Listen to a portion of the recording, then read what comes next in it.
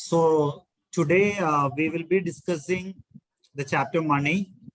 Mainly we will concentrate on how to teach this particular topic to our children.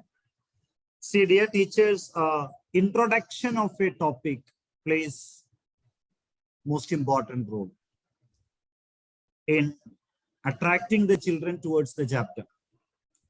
There is always a saying, well begun is half done. Suppose we can give a very good introduction to the topic, the child will start liking the subject, and the moment we succeed in creating that interest in the topic, the child will easily learn it. So can you just tell me how will you introduce the topic money to your children? I will tell you, different classes, our introduction will differ. Some incidents or something we can narrate to the children and introduce the topic. One of the ways, different ways we do. One of the ways is actually, I used to tell them one of my experiences when I was in class 10. Actually, those days in class 10, I studied in Malayalam medium up to class 10, government school. So those days, actually, economics had very, very less weightage in social science. Because those days, social science means history and geography. And along with the geography, just one chapter would be there for economics. And we had a chapter in class 10 titled Money. And we had to learn only one thing, what is money? So in my class, our teacher gave a definition. I still remember. She just said money is what money does. He just said money is what money does. None of us understood the definition. We asked our teacher, ma'am, what is the meaning of it? Can you just explain? But government school, the teacher said, you don't bother about the meaning. You don't bother about its explanation and all. If the question comes in the examination, you just write it. Money is what money does. If they ask what is money or define money, you just write money is what money does. That's enough. Don't expect any explanation. This is what our teacher told me or other students of our class. And again, we asked one more question. Ma'am, this definition is in English and we are going to write social science in Malayalam. What shall we do? Can you just translate this into Malayalam? We asked. Ma'am said, don't worry. For this question alone, you answer in English. All other questions you can answer in Malayalam. But what is money? If it is asked, you just write money is what money does. And the same question came in board examination in class 10. And we have written just money is what money does without knowing the meaning of it. Then after describing this incident, I used to ask the children, say, can you just explain this definition to me? So at least a few children in the class will be able to come forward and explain the definition because their language is much better than what we had during those days. Those days we didn't know because class 5 only we would start learning ABCD. So by the time we come to class 10, our knowledge about English would be very, very limited actually. But present day children are not like that, they easily explain the definition, what money is what money does. So from that definition, by explaining the definition, we can proceed to the lesson. This is one way which we can introduce the lesson. I used to do like that. Another one, we can just put some questions about the usage of money in day-to-day life. So we can have a discussion on the importance of money. And we can just ask them to visualize a country where money is absent. Just think about a country. No money is, even digital money, nothing is available. So how that economy will be, how that country will be. Then the children will come forward with the barter system. They will explain barter system. So from there, we can proceed to the lesson. Idea, at least to some children. I used to hear a question actually like, who invented money? I used to ask them to go to the evolution of money. Because the one who invented money can be considered as one of the greatest scientists who ever lived on the earth. Because more than any other invention, money has revolutionized the man's life. No doubt at all. So I used to tell them the person who invented money can be regarded as one of the greatest scientists who ever walked on the earth. Can you name him? So children will be thinking, they will put forward some names also, some scientist name they would say. Then we will reach a conclusion that we do not know the answer. Answer to the question who invented money, we do not know. Probably in different places, in different time periods, different communities started using something as money. So exactly which period money came into use, or who introduced, which community, not even an individual, which community introduced money, these are all unknown facts to modern man. So in the beginning, they were using like grain or cattle or some leather pieces, bond pieces, etc. as money. Later, when we come to the medieval period, they started using gold coins and silver coins. And today we are using paper currency and metallic coins.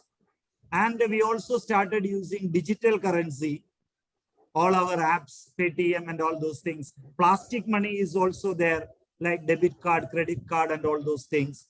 So in future, we may be going to 100% digital money also. So even we can have a discussion on a seminar or a discussion on the future money as an introduction to the chapter. Children can carry out a discussion on what will be the future of money. Actually, I was told that, I do not know exactly, one country, they, I do not remember the name of the country, also a small country, they are 100%, they are using 100% digital money. All transactions are carried out by a particular app released by the government. So they don't use anything like a paper currency or metallic coin or anything like that, 100% digital. So we can ask questions also to children. What will be the benefits of it? What will be the advantages if we are going for 100% digital currency? Teachers, can you tell me what will be the advantages? There is no corruption. There is no black money. We can control corruption, black money. Business, it will increase. Am I correct? Counterfeit currency will not be there. Then that means, you know, this Pakistan made currency. Pakistan is supporting India by printing currency notes. And it is being used by the smugglers, terrorists and others. So that can be prevented. No counterfeit currency. And another thing, no transaction can take place without the knowledge of the bank. Everything is through the bank. So as you already said, there is no black money. Corruption also cannot be done. A government officer, if he wants to get money, he has to get it through the bank. So that will be recorded. So later he will be in trouble. We can also have a debate on that. Some children can point out its drawbacks also. You know, in a country like India, what practical difficulties you would be facing if we go for such a currency? I mean, such a digital money actually. You know, people are illiterate, people are ignorant. People do not know to make use of these apps and other things. So even with we can start with a debate about the importance of money, the role played by money, and what will be the future form of money. So try to give a very good introduction. It can be with some life experiences of the teacher, or it can be by discussing the absence of money. That is what the barter system is all about. You know, the importance of something is really understood when it is absent. That's what, you know, our elders used to say always. The importance of eyes can be understood only when you become a blind man. So that method we can use, or we can start with a debate or a discussion. So anyway, try to make the introduction very interesting, very effective, so that the child will start loving the subject, loving the topic. Then 50% of our work is over. Another thing, teachers, that medieval currency and the modern currency, what is the difference? Medieval currency, I mean gold coins, silver coins and all. And modern day currency like paper notes and currency, I mean metal coins. What is the basic difference between them? You can put this question to children. They will come out with answer. Can you just tell me, can you just share? Value, sir. The intrinsic value and the face value. Yes, Yes, exactly. sir. Yes, sir. Actually, if you take a gold coin of the medieval period, its intrinsic value and face value will be equal. If 1000 is printed on the coin, that metal value also will be 1000. So if it is not accepted as a medium of exchange, it can be used as metal, as gold or as silver. But today, face value is much more higher than the intrinsic value. A 2000 Intrinsic rupee value. note, that paper value may be just 1 rupee or something like that, but 2000 is printed on that. So face value is very high. Then you can put one more question to you. Face value is very high, intrinsic value is very low. Then why do people accept it as a medium of exchange? You can put this question to children. Why do people accept a paper in which 2000 is printed as 2000 rupee?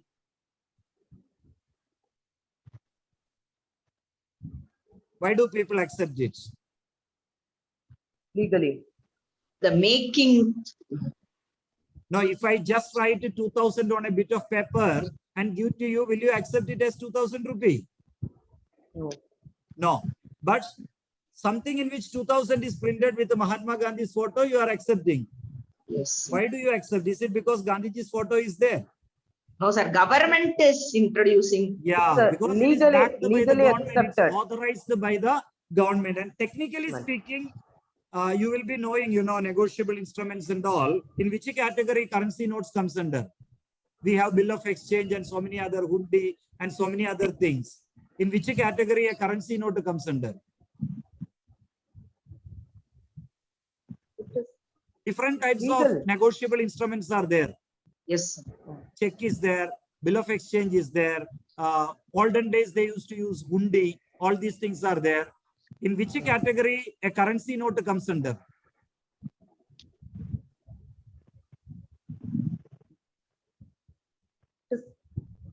Any idea, teachers?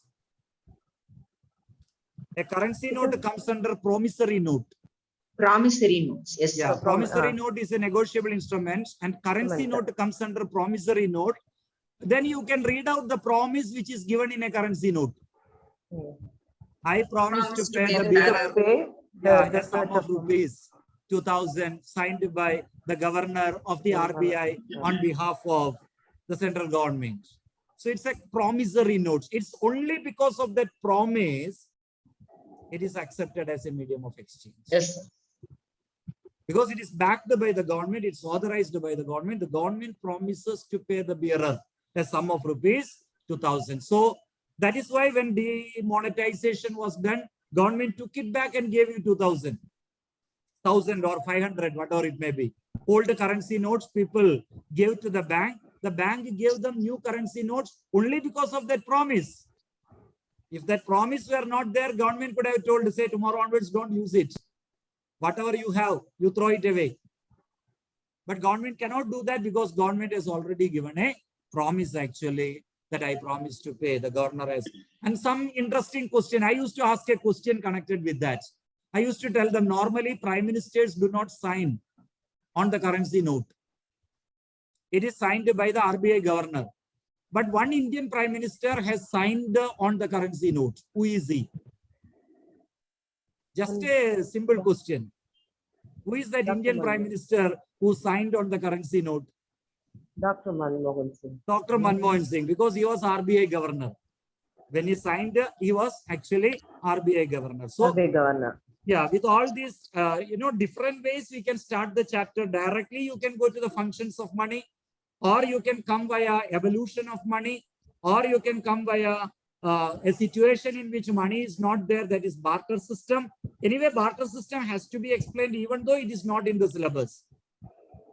Because then only children can understand the functions of money correctly. We all know the disadvantages of barter system. One, we say lack of double coincidence of wants. Lack of double coincidence of wants. Say, Mr. Ram, this you can even ask them to present in the form, disadvantages of barter system. Even you can ask them to present in the form of a skit. We can have an imaginary market in the classroom, and one boy can approach another boy and ask for vegetable. Then the other boy will ask, yes, I am ready to give you vegetable. What do you have to give me in return? Then this man says, I will give you footwear. Then the other fellow says, no, I don't want the footwear. I actually want to get rice. Exchange will not take place. Then this man goes to another person who is in need of, another student who says he needs footwear, but he doesn't have vegetables to give in return. So by a skit, we can present the problem of lack of double coincidence. So what's actually, it's a very simple thing, but generally students find it difficult to comprehend it, though it is very easy. When we look from our angle, lack of double coincidence of wants is very easy. But children sometimes will find it difficult to comprehend. You can go even with, or you yourself can ask some children and create that market atmosphere in the class. A skit can be done actually. So that one activity also will be there in our account. Anyway, so that is one disadvantage. What are the other disadvantages of barter system? Lack of medium of exchange, lack of measure of value, lack of standard of deferred payment, Trading lack of store of cost. value. That medium of exchange problem only, lack of double coincidence of wants. So money can easily solve that problem actually, Say for example, I have footwear. I can sell footwear, get money. With that money, I can buy vegetables from whoever is ready to sell vegetables to me. So this we can explain. So money acts as a medium of exchange and solve the problem of lack of double coincidence of wants and makes exchange possible, exchange easy. That is why we call it a middleman, a medium of exchange. Another problem is actually indivisibility of certain goods.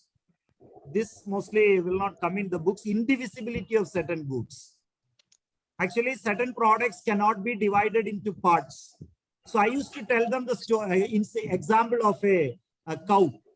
I used to say, I have a cow. I want 1 kg rice. What should I do? I have only a cow to exchange, nothing else. I want 1 kg of rice. Then I used to ask the children, can I give 1 cow for 1 kg of rice? Children will say no, because cow's value is much more than 1 kg rice. Then I used to ask them, then what should I do? Should I cut the tail and give?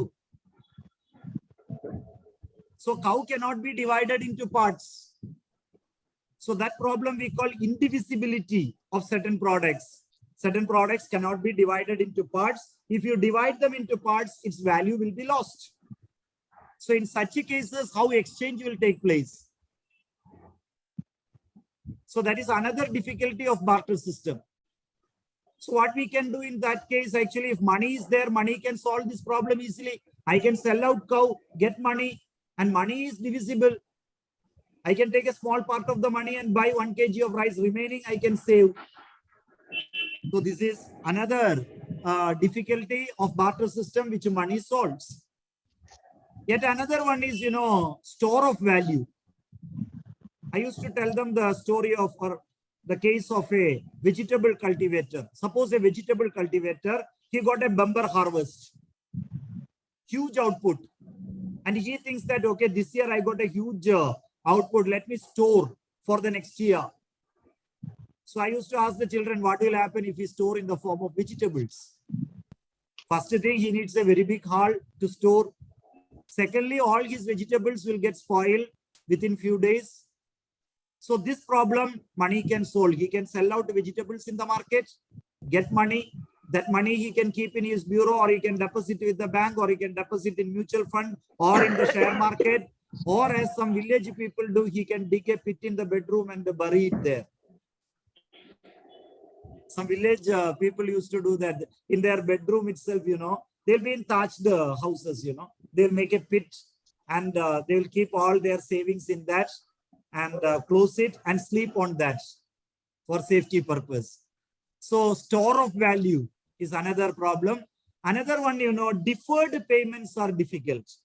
Deferred payments means Future payment. Yeah, delayed. Deferred actually means you are delaying. You are not making the payment now.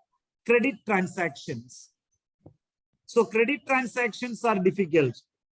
Say, for example, I used to tell them actually, suppose I got some 100 coconuts from Mr. Ram. I got 100 coconuts from Mr. Ram. I promise him that I will pay next month. But what promise I can give to him? I cannot give him a promise that next month I will give him 100 coconuts in return, because I'm not a coconut cultivator and I'm not sure whether I will be able to get 100 coconuts. So there it becomes difficult. What has to be given to him after 1 month? But when money is there, I can give him a promise easily. See, one coconut costs 10 rupees, for example, 10 into 100,000 rupees, I will give you next month. The problem is over. So credit transactions become very easy because money will act as a standard of deferred payments. Money will act as a standard of deferred payments. Next one is actually measure of value. For that, I used to ask them, see my wristwatch. Sir, are you scrolling down because we are not able to see your, it's still there in the first one. Yes. I didn't It shows- change, ma'am. I didn't change. You have not changed. Okay, I right. didn't Fine. go to the next slide at all. We are in Right, introduction fine. only. Okay, sir, fine. Okay. Okay then. So what I'm telling, where did I stop? Okay.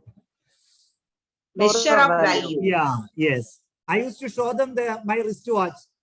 And I used to ask them, see, if it is barter system, what will be the value of my wristwatch? You answer. So one child will say 10 kg of rice. Then I used to ask them, in case of wheat, how much? Then another child will say, in terms of wheat, it may be 15 kg of wheat. Then in case of, coconut, how much it will cost? So it's very difficult to express the value of a commodity in the absence of money. But money will solve this problem. Money will act as, measure of value. So after that, we can come to the definition of money. I think now the slide has changed, ma'am. Yeah, yes, sir. Yeah. Now it's So changed. anything which is used as a medium of exchange, store of value, measure of value, and standard of deferred payments is called the money. Or we can say money is nothing but its 4 functions. Money is nothing but its 4 functions. Then functions can be explained. The first one, medium of exchange. You can say that money will act as a medium and solve the problem of lack of double coincidence of wants, and will make exchange easier. If you want, you can give an explanation also. A person has footwear to sell, he can sell it in the market, he can get money. With that money, he can buy vegetables, rice, whatever he wants to buy. So money will act as a medium of exchange. Always encourage your children to write with the help of examples. Because when a child gives example, it clearly indicates that the child has understood the concept completely, not just by heart. Only if the child understood the concept, the child would be able to give examples. Next one, store of value. So money, the value, the surplus value can be stored in the form of money. An example can be given. Measure of value, an example can be given. Then standard of deferred payments. Credit transactions are easy. Okay, along with that, let me ask you another question. Can you tell me the literary meaning of the word credits? Language meaning, English meaning. Credits.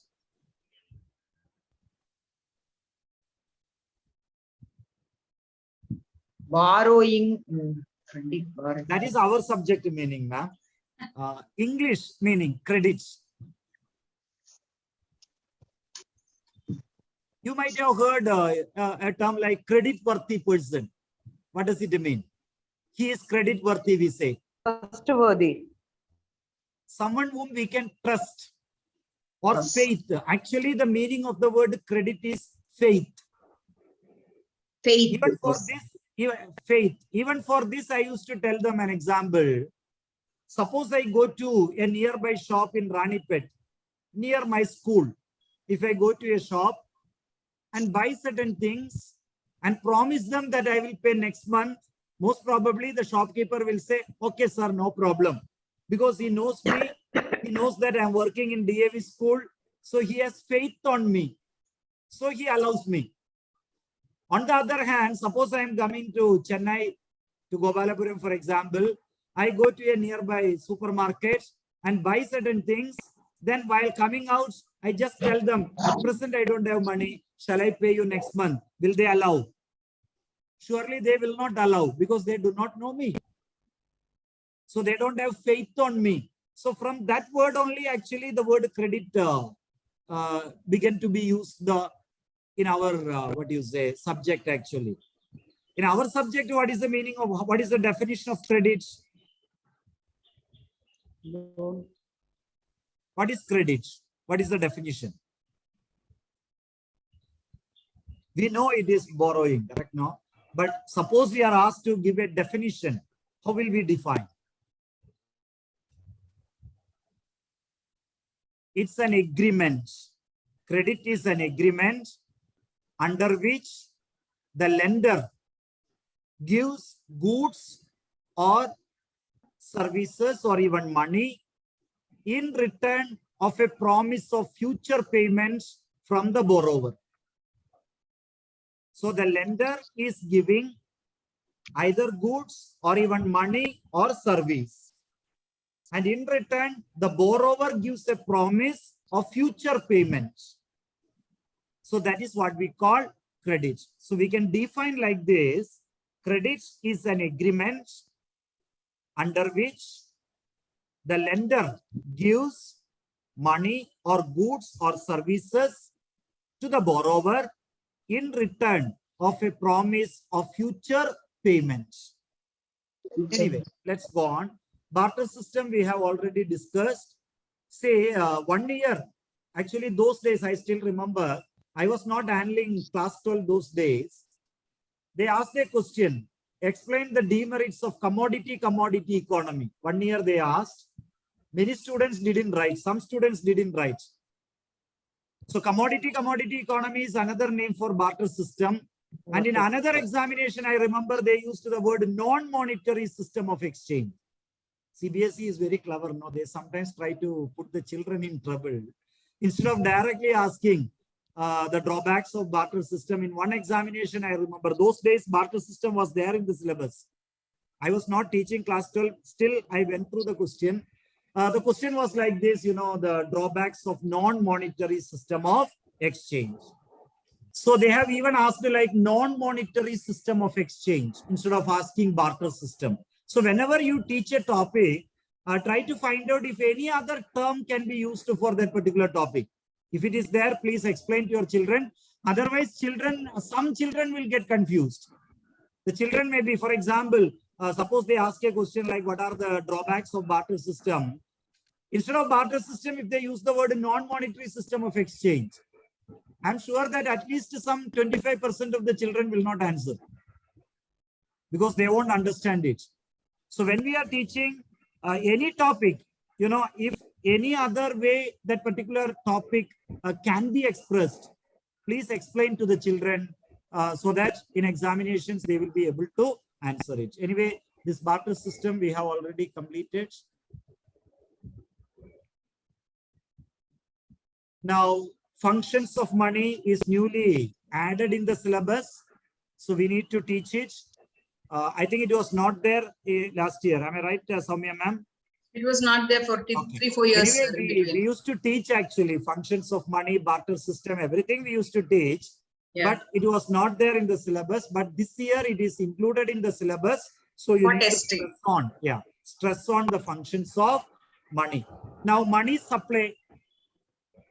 What is money supply actually? Total amount of money which is in circulation at the cash in hand of the people, circulation of money. Yeah. It is not only the money which is in people's hands, you know, that M1, M2 and all we are discussing as components of money supply. And frequently asked a question from here is actually whether it is a static, you know, flow variable or a whether money is static or dynamic. Static variable or money variable. I mean, stock or flow variable. Flow so what is it actually? Variable. Money, is it a flow variable or a static variable? So, sir, supply alone, if they are asking, it is a that is a static. Flow stock. Then changes if you bring. Tell me, ma'am. Okay, it's actually money supply. Money supply, I'm asking. Money supply is always a static variable because it is measured at a particular point of time. So while teaching that, even you can tell them what is a variable. Some children may ask, what is a variable? Can you just tell me, teachers? Change. We can make change. Okay. Anything? Any other explanation for variable? So try to give explanations to the terms which we are using. That will create interest in the minds of the children. A variable is an attribute or a characteristic or a phenomenon which can be measured and which changes its value over time. So this we explain in statistics. Statistics and also microeconomics. Yes. So the same thing we can explain when we are teaching money supply also. Okay. So that better understanding will be there. So money supply and components of money supply. These are all thorough for you actually. M1, currency held by the public. Net demand deposits with banks and other deposits with the RBI. M2 means M1 plus post office savings deposits. M3 means M1 plus time deposits with the commercial bank. M4 means M3 plus post office savings deposit. While teaching this, you try to make them understand the difference between these. Actually, here M1, if you take it, includes currency, net demand deposits with the bank, other deposits with RBI. It's actually more, what do you say? Only that is for testing actually in detail for the boards. M2, M3, M4, we tell them, but M1 only in detail, they learn it for testing. Okay, but it can be tested also, no, ma'am? At school level, yes, M2, M3, M4, we can test it since we teach it. But for the board, it has always been M1 only. Okay, money only meaning M1. money supply is only M1. Okay, fine. So M1 is actually the most, we can say, The narrowest definition. yes. Okay. So M1 plus post office savings deposit, you can also tell them about the post office as a bank, just creating awareness. Yes. Because nowadays, post officers are also working as banks. So they, in fact, offer better things than what you say, the banks actually, for saving purposes. So this opportunity can be made use for creating an awareness about the post office as a bank. Okay, so money supply, factors which determine money supply and all is not there in syllabus. Am I right, ma'am? No, it's not there, sir. Yeah, but I used to teach them actually the monetary policy, policy of the commercial banks and fiscal policy of the government. Monetary policy is very much there, sir. Yeah, that we that teach is in there. income and employment That theory. is there, but not as factor that determine money supply. No. But no. even I used to teach this also actually. Monetary policy means, what is monetary policy, teachers, Jayanti ma'am and Rosalina ma'am? Monetary policy is Related related with to the interest RBI. rate, taxation. What is Monetary it? policy, it is related with the RBI policy. No, you just give me a definition, exact definition. Don't tell me what it is related with. What is monetary policy? It's the policy connected with the money and monetary institutions. Yes. The policy connected with the money and monetary institutions. When you say monetary institutions, it includes banks and other financial institutions, and who handle monetary policy on behalf of the government? Which RBI. agency? RBI. RBI. So you can put such questions to the children, they will come out with answer, and from that answer, questioning method can be very effectively used here. Yes. So monetary policy, two types of policy are there, like dear money policy and cheap money policy. Yes, sir. What is Yes. dear money policy and what is cheap money policy? Dear money policy means high rate of interest during inflation. The bank will follow dear money policy. The opposite is cheap money policy.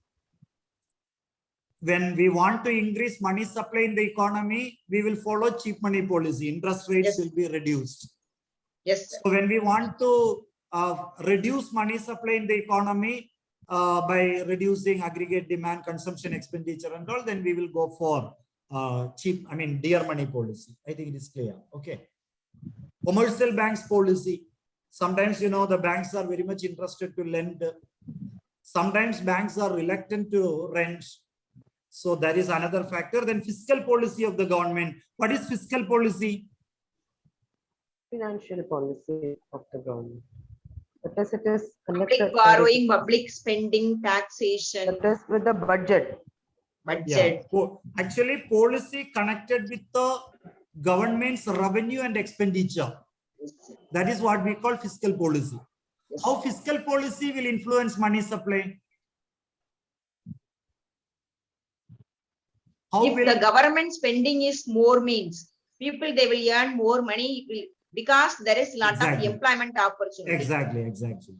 Actually, government's expenditure is people's income. Yes. So suppose government spend say 100 crore to construct a bridge, that 100 crore will be divided into rent, wage, interest and profit as income for the public. So whatever government spends, suppose government spend more income will be generated in the economy, money supply will be more. On the other hand, if the government reduces its expenditure and government collects more money from the public as taxation, then naturally the money supply will fall. So fiscal policy can also influence money supply. Then we are coming to commercial bank. How will you introduce commercial banks to the children? It is a profit-making institution. Okay. Now, how will you introduce a bank to the children? Bank. What is the bank? Where we are going, buying, for example, transaction going. Always, my request to the teachers is don't directly go to the topic. Yes. Okay. I will tell you the way in which I introduce bank. I used to tell them about the ancient Greek society.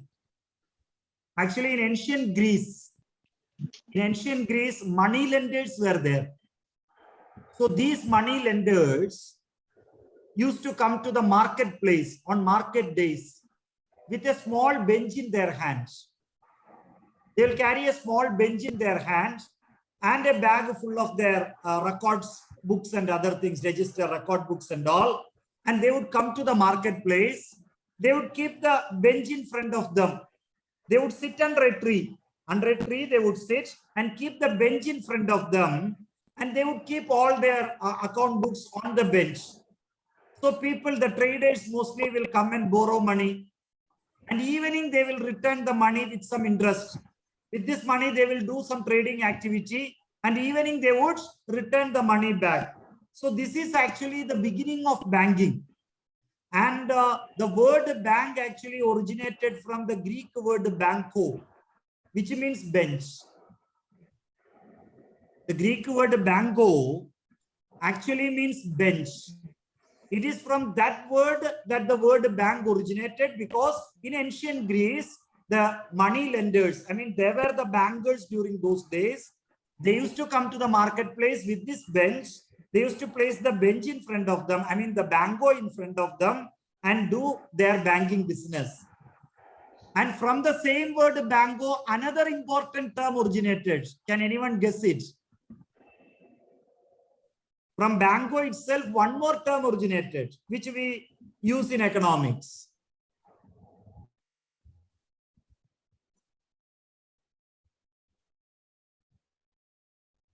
From the word banko, one more word originated that also we use in economics actually. Banquet, correct. Bank. You are closer. Tell me, ma'am, again. Yeah, the term is actually bankrupt. Bankrupt. You know, those days, if a banker, a money lender, he loses his wealth, or if his liability becomes more than his asset. Suppose his liability becomes more than his asset, those days, the money lender had to break the bench in front of the public.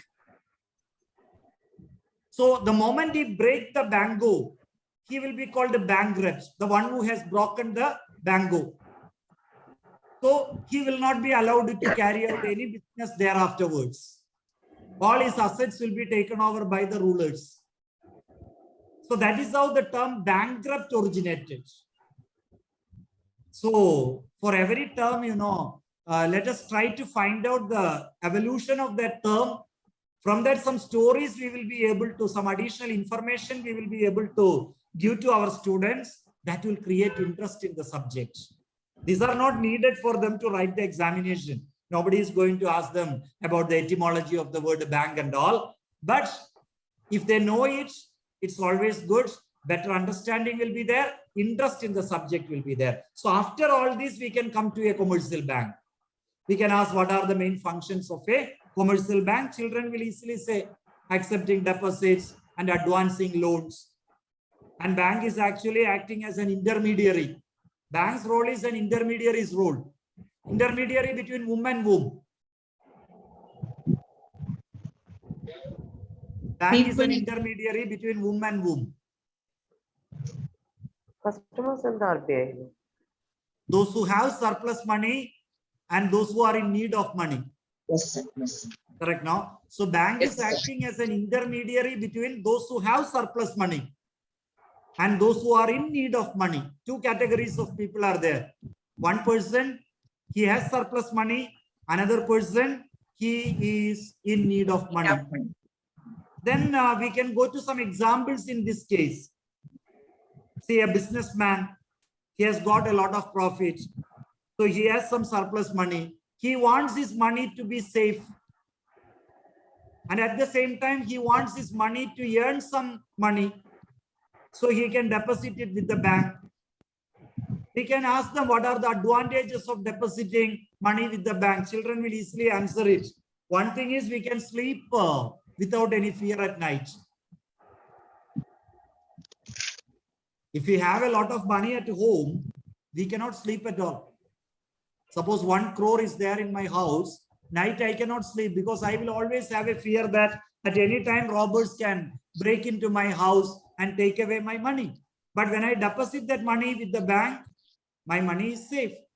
Another thing, you know, this money will earn me some money. Here I used to tell them the example of that peacock feather is there. No? Our childhood days, we used to keep this peacock's feather in the book. And after some days, you know, one part of it will be separated. We will think that it has given birth to a child. Those days we thought like that. So like a peacock feather gives a child, your money will be there in the bank and will give you some money. That is what we call interest. Like then you can ask questions like, what is the benefit of bank for being an intermediary? Children will come out with answer. What is the benefit which a bank has for acting as an intermediary?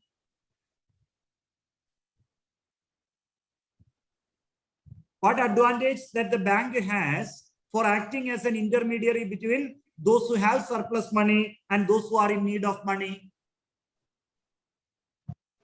Interest rate from the borrowers, and the less interest rate they have to give it to the depositor. Yeah. It's a Bank main collects higher interest rates from the borrower and pays lower interest rates to the lender. deposit. Sorry, to the depositor. To the depositor, lower interest. From the borrower, higher interest. The difference is actually bank's profit. With some example, you can easily explain it to the children. They themselves will come out with the answer. Then you can go for different types of deposits. Ma'am, it is there in the syllabus, no, ma'am? Types of deposits? Yeah. I always teach them, sir, but Yeah. I don't think it's there in the syllabus. Though it is Only the not in credit the creation syllabus, function is there in the syllabus. yes, though it is not in the syllabus, our children must know. They learn it in 11th standard business studies, but that also I think now they have cropped it off. Deleted, So yeah. I always make it a point that I teach it to them. Yes, even I too teach it. So it's better to teach it actually. You know, the difference between current, actually this current deposits and savings bank account, they are called the demand deposits, we know. Yes. Why are they called the demand deposits? The demand happens, immediately we will withdraw through the. Yeah, you Sorry. can withdraw your money on demand. Yes. So nowadays, even at midnight, you can demand it. You can go to the nearby ATM and get the money. So that is why they are called demand Demand deposit. deposit. Then what is the difference between current deposit and savings bank account? It is suitable for the industrialist as well as the business. Yes, current people. account is good for the business people and the savings account is mostly for the general public. Monthly income. But what is the main Monthly difference income. between these two accounts? Interest rate, there is no interest rate. Of course, Interest current rate account, is no interest rate, savings bank Yes, account, a yeah. small Interest interest rate. Minimum, It will be minimum 3% amount. now will be given. Any other difference? Why do The- business people go for current account, not savings account? Rosalina, ma'am, Whenever you're they- saying something, it's not clear, but Rosalina ma'am, Okay. please. OD facilities are available for the Overdraft current account facility is holders. there. Okay. Okay. It's a type Anything of loan. else? Actually, the main difference is in current account, there is no restriction on the amount of withdrawal and number of withdrawals. withdrawals. In a single day, you can have n number of withdrawals. But when it comes to savings bank account, the bank will impose some restrictions on the number of withdrawals and the amount of withdrawal. So that's the difference. So ordinary people, it's okay because we need not withdraw many times in a day. But for the business people, it's different. They will have to withdraw many times in a day. That is why, though there is no interest at all for current accounts, the business people will prefer current account. And another thing, as ma'am already said, some privileges like OD facility, overdraft facility and all are provided for current account holders.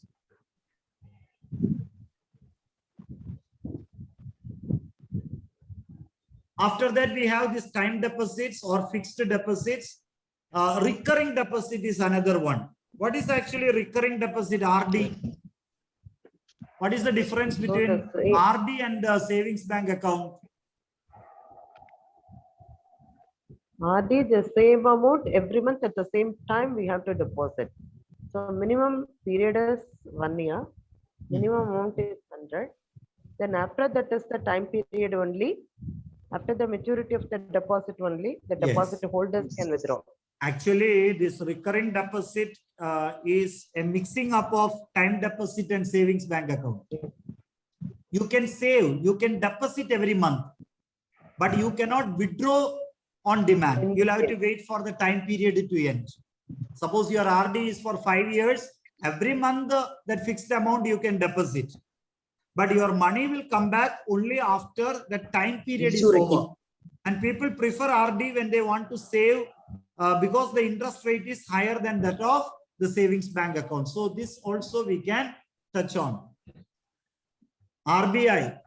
RBI, can you tell me which bank was doing the function of RBI till 1935?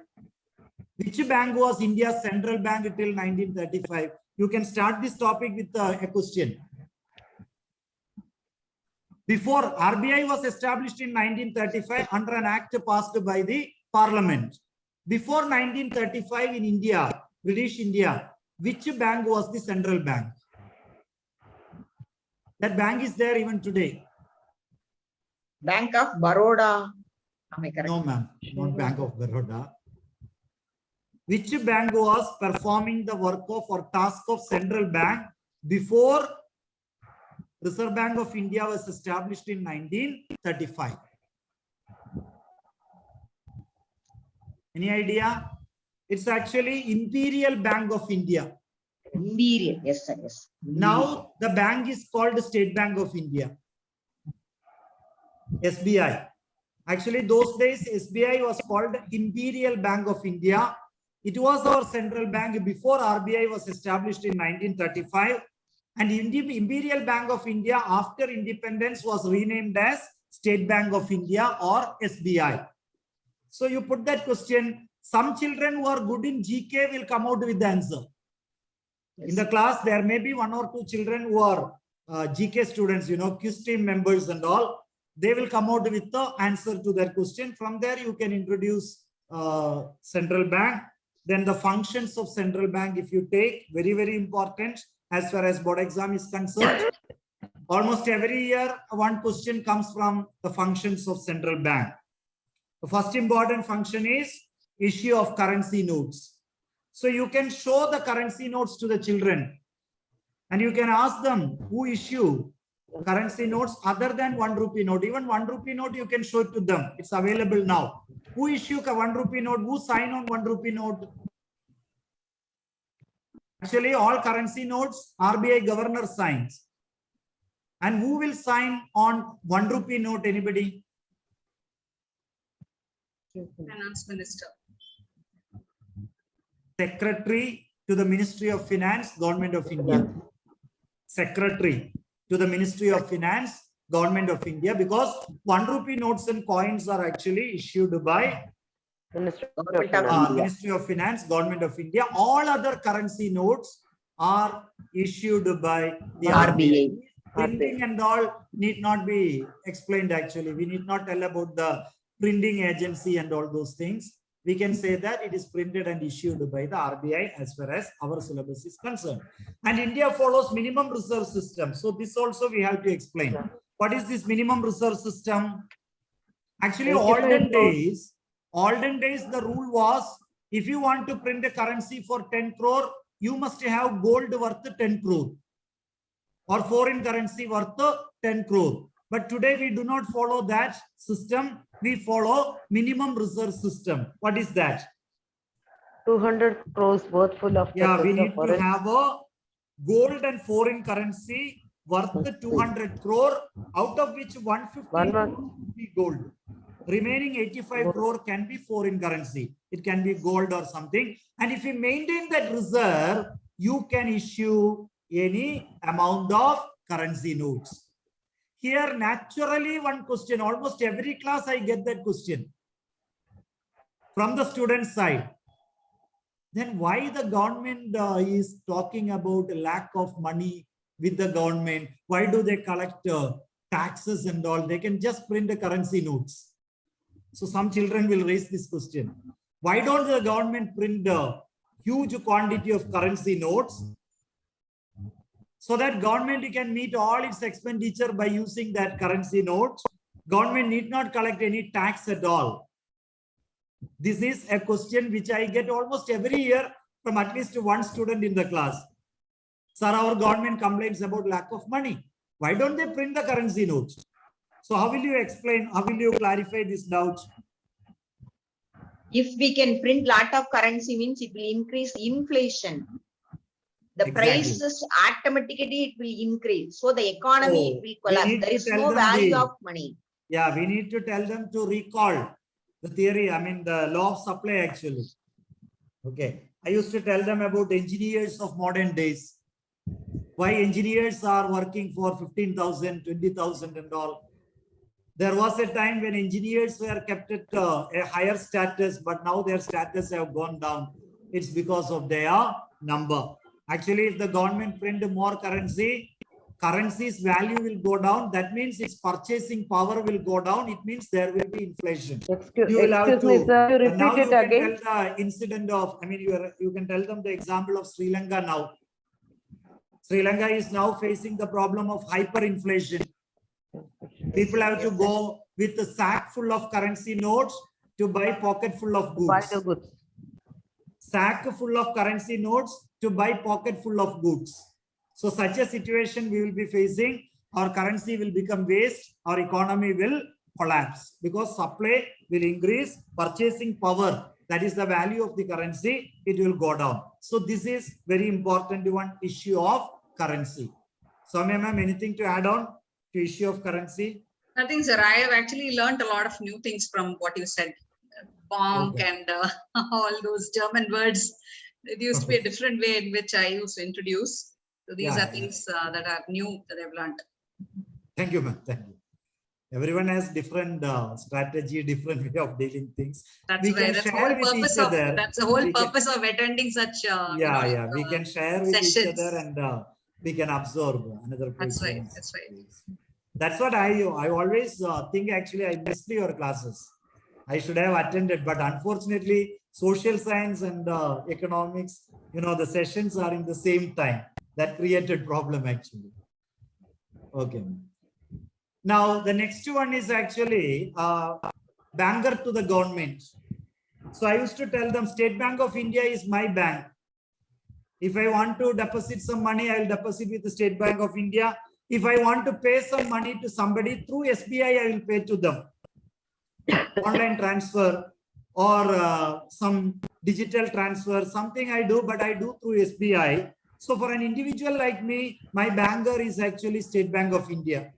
But if you take the government, for the government, actually RBI or central bank is government's bank, particularly for the central government. Suppose central government wants to make some payment to somebody. See, an individual, as an individual, I want to make a payment to another person. I will make that payment through SBI. It is my bank. I can transfer it as NEFT or RTGS, or I can give a check of State Bank of India, or I can go for UPI transfer through the State Bank of India. So an individual will make payments through a commercial bank, but the central government will make all the payments through the central bank. Similarly, suppose the central government has to receive some payment from somebody, from an agency, from an individual. It is also done through the central bank. So this function we call ways and means loans. So ways and means loans, it has nothing to do with the loan actually. It actually means the central bank receives and makes payments on behalf of the government. Then the central bank manages public debt. Public debt means borrowings by the government. Suppose government wants to borrow. How does the government borrow normally? Government will issue securities. Borrows. Government can issue securities like Indira Vikas Patra, Kisan Vikas Patra, or bonds. So by issuing different types of bonds, recently I heard about a new type of bond, the masala bond. Okay. Have you heard about masala bond? No, sir. Masala bond means it can be issued outside the country. Okay. And the repayment can be done in Indian rupee. Normally, if it is a bond, repayment has to be done by the hard currencies of the world, like dollar, euro, etc. But masala bonds advantage is you can make the repayment in Indian rupee. Okay. So this is a new term which I came across some time back actually. It looked a little strange actually, masala bond. Okay. So all this borrowing by the central government, repayment of loan, repayment or payment of interest, all this work the central bank does on behalf of the government.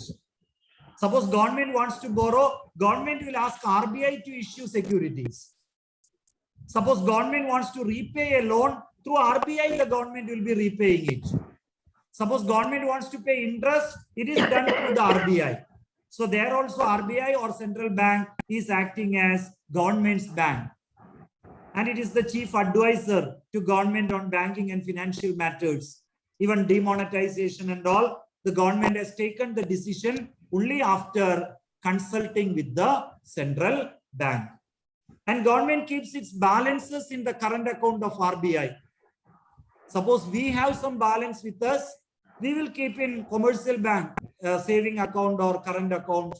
The same way, the central bank will keep money, its surplus money, in the current account maintained with the RBI. So these will come under banker to the government, another important function of the central bank. Next is actually banker's bank. You know, the central bank or RBI act as banker's bank. You know, first of all, if you want to start a commercial bank, you need to get license. License means permit. And who issue permits to start a bank? It is the RBI or the central bank. So only after getting license from the central bank, a commercial bank can be started.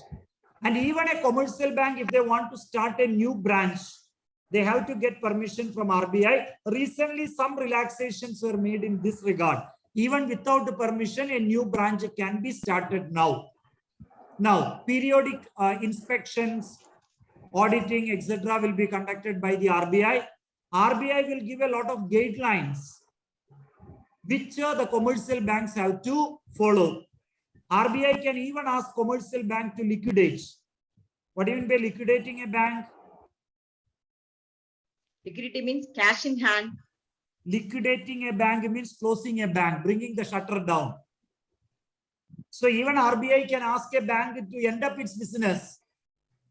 Another thing, this CRR and SLR you can explain, and you can tell that it is decided by the RBI. Cash reserve ratio, a part of the deposits which the commercial bank receive has to be deposited with RBI, and another part the commercial bank has to keep with itself in order to meet a day-to-day withdrawal.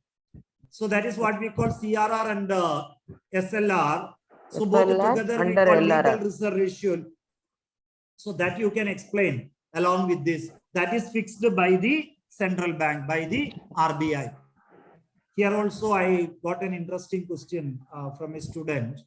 I said that a part of the deposit commercial bank will keep with itself in order to meet a day-to-day withdrawal.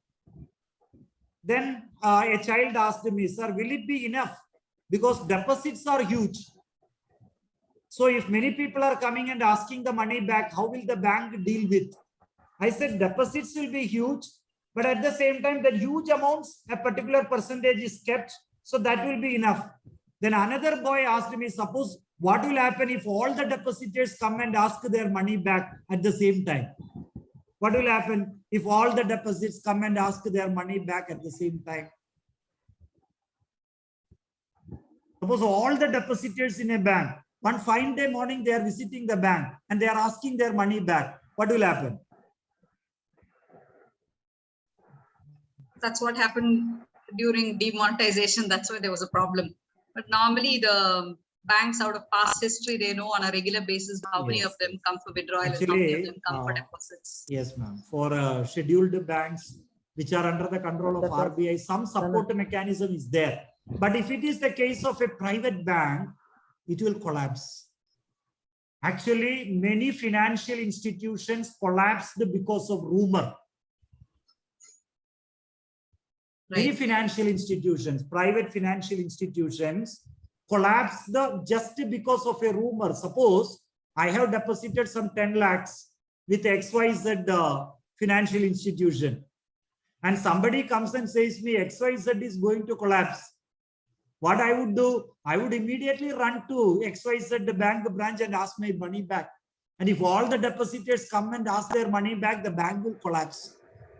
So bank is working on the basis of a principle. This you can tell, bank is working on the basis of a principle. What is that principle? At no time, all depositors will come and demand their money back.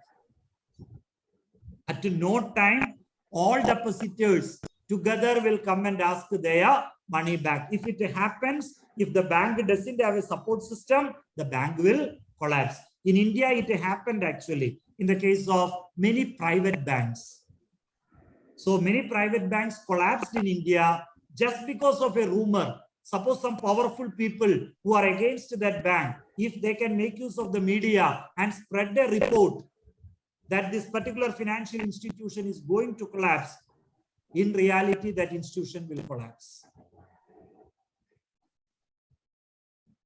Now, another important one, connected with the bankers bank is actually lender of last resort. What do you mean by lender of last resort? Without any sources to getting credit, all the banks, they will go and get it credit from the RBI. So that one last time it is giving credit. Can you give a life experience to explain lender of last resort? I used to tell them the case of a husband and wife to the children, just to create some humor or something in the class. I used to tell that suppose the man wants some money urgently. He tried to borrow from his friends. He tried to arrange from so many people. He failed. As a final step, what he would do, he would go to his wife and say that you yourself is a golden pot. Why do you want ornaments? So give me your ornaments. Let me pledge it and get a loan. So that will be his last resort. Yes.